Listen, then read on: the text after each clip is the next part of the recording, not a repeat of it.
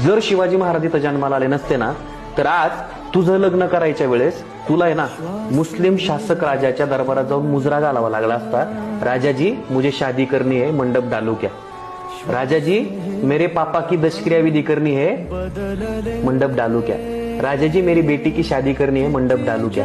राजाजी दीपावली आ रही है, दिये जलाऊ क्या? इतकी वाईट परिस्थिती त्या काळात होती. जर शिवाजी महाराज जन्माला आला नसताना, तर आज तुला बसायचा अधिकार नसता, मला बोलायचा अधिकार नसता, इथल्या लोकांना फिरायचा अधिकार नसता.